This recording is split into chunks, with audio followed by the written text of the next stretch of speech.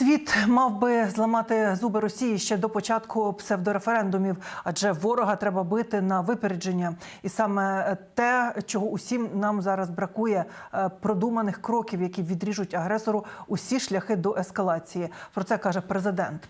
А американські генерали натомість так само, як і кілька місяців тому, мають впевненість – ЗСУ будуть контрнаступати і далі.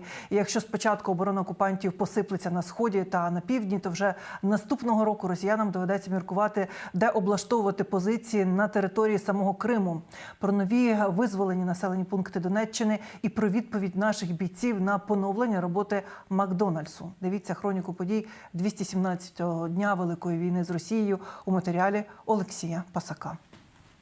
Ніяких референдумів у російському розумінні не існує. На Банковій закликали не вживати термін, який передбачає добровільне і легітимне волевиявлення. Радник голови Офісу президента Михайло Подоляк наголосив, насправді існує лише окупація, російські танки та активні бойові дії. І автоматники, які ходять по квартирах і під прицілом змушують казати так. Про відсутність навіть натяків на голосування говорять і самі евакуйовані, яким пощастило врятуватися з тимчасово окупованих територій. Никого не интересует твое мнение. Просто ты должен поставить эту птичку. Возможно, тебе поставят, даже за тебя ее поставят. Без паспорта. Это очень тяжело. Особенно тяжело людям, которые в частном секторе. Потому что там занимается эта комиссия, которая выбрана из людей, которые проживают на этом участке. Они знают, кто где живет. Свои же сами ходят и участвуют в голосовании.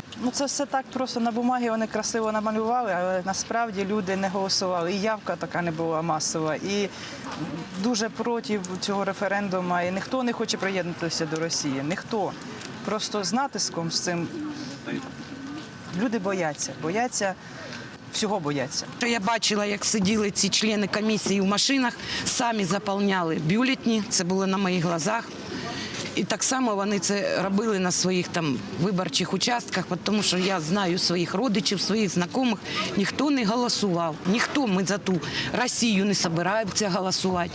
Ми Україна і будемо Україною. Референдумів не буде, а буде суд і Гаага. А ще має бути швидка реакція на випередження, адже лише так можна зупинити ворога. Про це каже Володимир Зеленський. Президент закликає не повторювати торішню помилку, коли Україна прохала західних партнерів про санкції щодо Росії ще до початку повномасштабного вторгнення. Адже нині у Кремлі не лише хочуть анексувати дедалі більше української землі, а й погрожують ядерними ударами та блокуванням зернових коридорів. Руйнівні наслідки мають наставати для Росії вже за сам факт таких погроз, вже за сам факт такої риторики. Тільки превентивні дії можуть показати, що світ нічого не проковтне і що агресору доведеться сплатити за все це болісну ціну.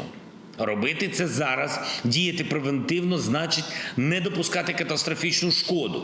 Реагувати ж, коли російські удари вже стануться, це отримати і шкоду, і опинитись на новому рівні ескалації.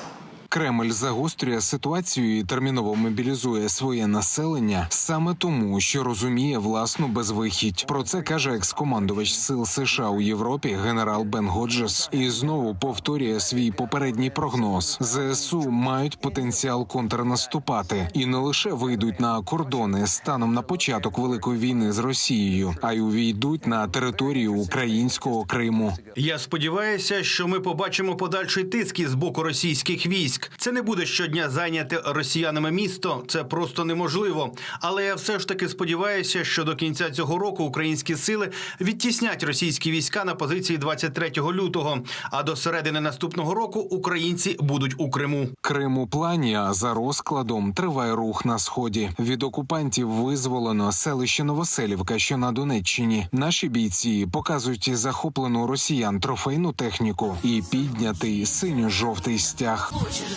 Слава 81-й бригаді, слава Національній гвардії, слава воїнам, які положили голову за рідну землю. І слава Україні! Героям слава! а ворогам лише смерть. І вона вже поставила позначку в чорному нотатнику навпроти цифри 58 тисяч. За минулу добу знищено ще 4 сотні окупантів, також ще 6 російських танків, 8 бойових броньованих машин, 3 артилерійські системи та 12 одиниць автомобільної техніки. Підбито ще одну крилату ракету, 12 безпілотників та 1 ворожий літак. А в паузах між боями бійці на передовій передають своє вітання відкритому Макдональдсу. Пара-па-па-па! Я це люблю. Не розстраюйся. А ще наші армійці точно не забувають забрати до хазяйства впольовану техніку, адже навіть російський тигр не проти поласувати своїми колишніми власниками. А вот мы прицепили нашего трофейного тигра и эвакуируем его. Вот. Теперь он наш, ребята. Теперь вам на нем будем давать. Олексій Пасак, 5 канал.